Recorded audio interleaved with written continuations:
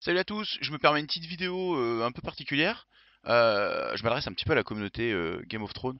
En fait, sur la chaîne, on a fait quelques vidéos Game of Thrones il y a quelques temps, et puis après, on a bifurqué sur moult jeux depuis le Covid et ainsi de suite. Donc, peut-être que ça va choquer les habitués de la chaîne qui s'attendent peut-être à un contenu malifaux. Trahison, ici c'est du GOT. Alors, pourquoi? Eh ben, en fait, c'est pour transposer quelque chose que j'ai vu fonctionner un peu sur d'autres communautés, qui est les systèmes open. Voilà, je prêche toujours à la même paroisse. Pour ceux qui me connaissent, ils disent encore. Oui, encore en fait, mais ça marche tellement bien en même temps. En fait, un système open, c'est tout con, c'est juste organiser des tournois régionaux sur un calendrier sur l'année pour que ça soit plus facile d'aller sur les uns les autres et demander aux orgas de respecter un système d'horaire qui fait que des voyageurs un peu lointains puissent venir facilement, comme finir tôt les dimanches soirs euh, et être accessible et aider potentiellement que ça soit au logement si c'est possible, mais rien obligé bien sûr, mais en tout cas sur les navettes, enfin bref, c'est essayer d'optimiser pour qu'on puisse accueillir des extérieurs. Alors, pourquoi? Pourquoi un système open c'est intéressant? En fait, c'est parce que ça s'adresse à absolument tous les joueurs d'une communauté. Un joueur local va adorer ça parce qu'il se dit que dans 3 mois, il a son tournoi dans sa région, donc il va pouvoir aller jouer avec ses copains et ça va être l'occasion de peindre de la figurine, de faire du modélisme, de monter ses listes, peut-être s'entraîner un petit peu si c'est son objectif, et de pouvoir y aller. Pour d'autres joueurs, ça va être l'occasion d'aller à la rencontre de d'autres communautés, de se déplacer un petit peu. Et pour un peu qu'on ait de la famille dans la région, on prend des vacances pas loin et on peut passer un bon week-end de jeu et le reste avec femmes et enfants, bien sûr. De toute façon, on a 80% des darons dans la communauté, c'est connu. Donc, disons que ça permet de faire ce genre de choses et ça permet de rendre un peu plus, comment dire, de faire rencontrer les différentes communautés, ce qui fait qu'il y a un bon échange de connaissances, un bon échange de jeux et des super moments partagés. Je sais que ça fonctionne très très bien. Alors là, on est sur un fond de Discord un peu crado, du Discord du système orga d'Open, du système Open qu'on avait mis en place l'année dernière sur Malifaux. En fait, ça vient de Eden à la base. Sur Eden, ils ont fait des systèmes open et leur fameuse open qui était extrêmement réputée, extrêmement aimée, notamment l'Open du Sud qui a une réputation colossale pour ceux qui connaissent le milieu. Je pense que certains qui écouteront diront oui, quoi, connaissent. Et en fait, ça a été transposé sur Guild Ball et par la suite, j'ai pris le même concept que j'ai transposé sur Malifaux. Alors, en gros, on s'est mis d'accord, comme vous pouvez le voir là, on voit une sorte d'organisation de calendrier avec tel lieu, tel endroit ou quoi. Malifaux, nous, on est une petite communauté, hein, on n'est pas un jeu hyper étendu. Donc du coup, c'est déjà pas mal d'avoir réussi avec une communauté sur Discord on est quoi, on est 200, de réussir à créer quelque chose, de construire quelque chose comme ça. Et bravo à tous les orgas et à tous ceux qui ont participé en soi. Donc qu'est-ce qu'on a eu? Alors là on est sur un site, ouais, je fais un petit parallèle, on est sur Longshank. Longshank c'est un site de comme T3 en gros, ça permet d'organiser ses rondes, d'organiser les tournois, de rentrer les résultats, de faire des stats et ainsi de suite. C'est intéressant, oui. Est-ce que c'est à propos de la vidéo? Non, donc je vais pas m'éterniser dessus. Mais en gros, ça permet voilà, de tenir, et puis aussi un historique de tournoi. Donc là, typiquement, on est sur l'Open de Bretagne, comme vous pouvez le voir. Ils étaient peu nombreux, ils étaient 8, comme je vous ai dit, Malifaux. C'était pas forcément toujours facile.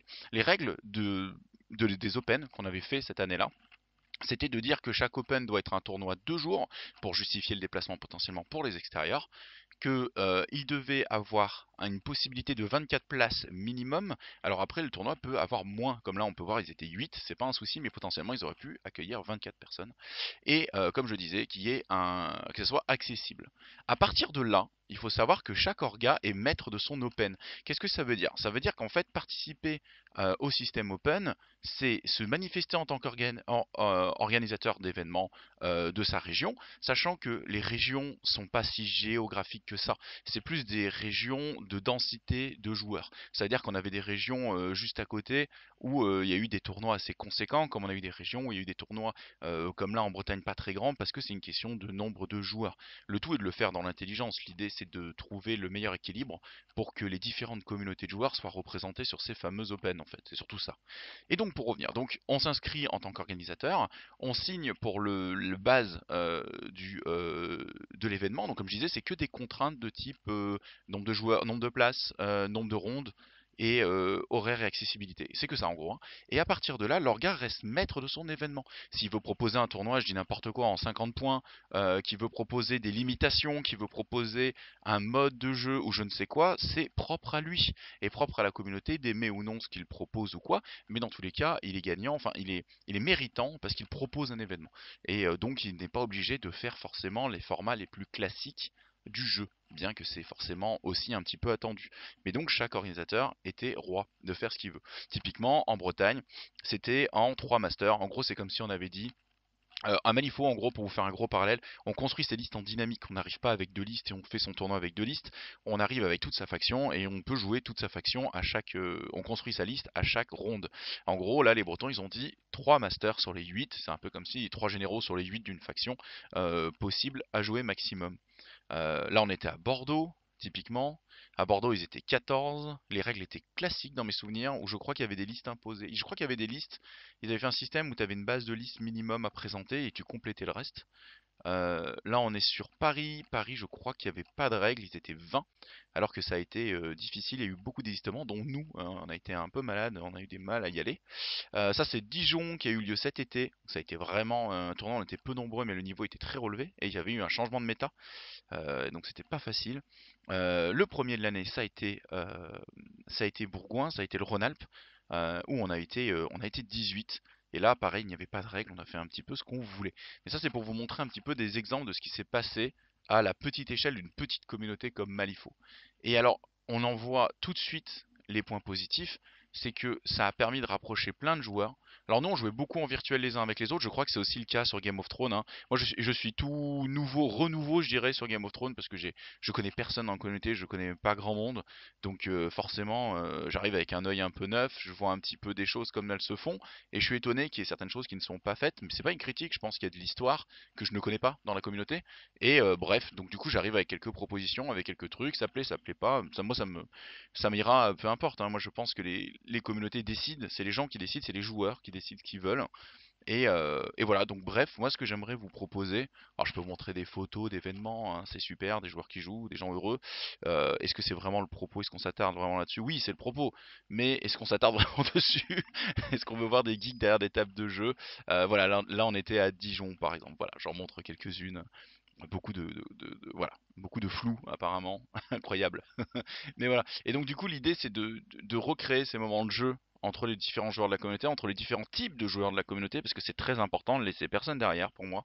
Moi je crois vraiment que le joueur compétitif est pote avec le joueur casu, qu'il n'y a pas un clivage en mode on se déteste ou des choses comme ça. Je pense que c'est toujours intéressant de pousser les gens à aller se rencontrer les uns les autres. Et des orgas peuvent adapter des tournois en fonction de ce qu'ils veulent aussi proposer, hein, c'est assez important.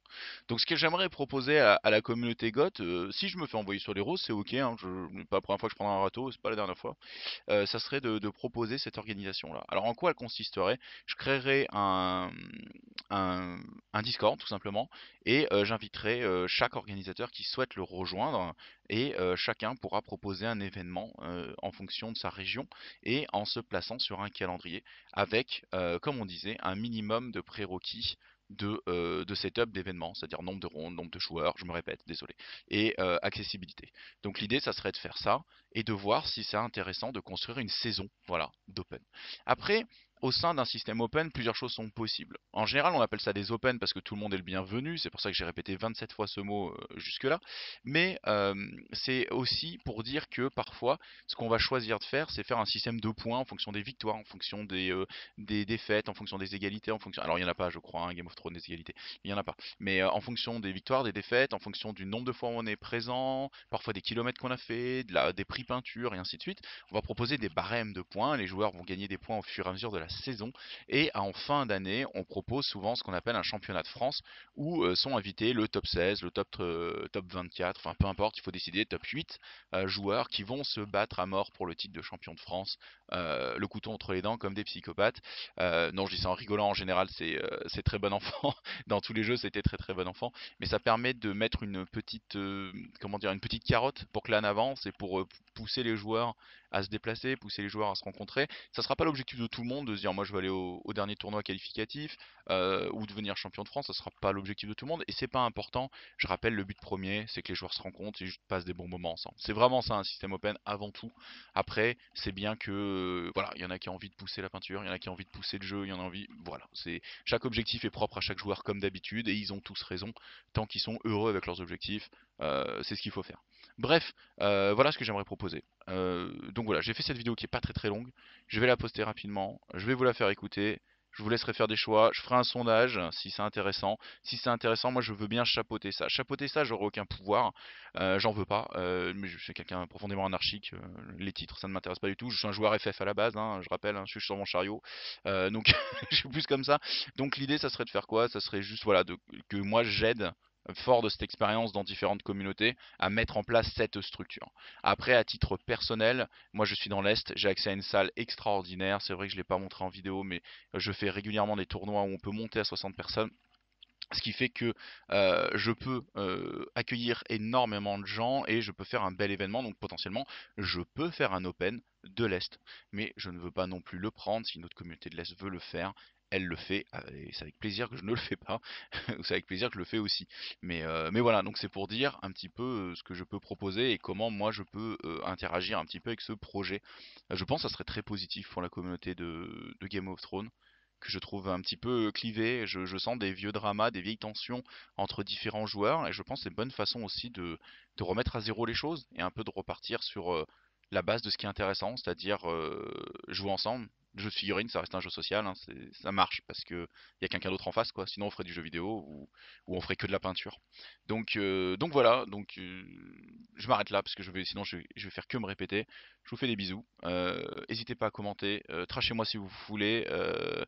Et puis on verra. Et puis on verra. À plus.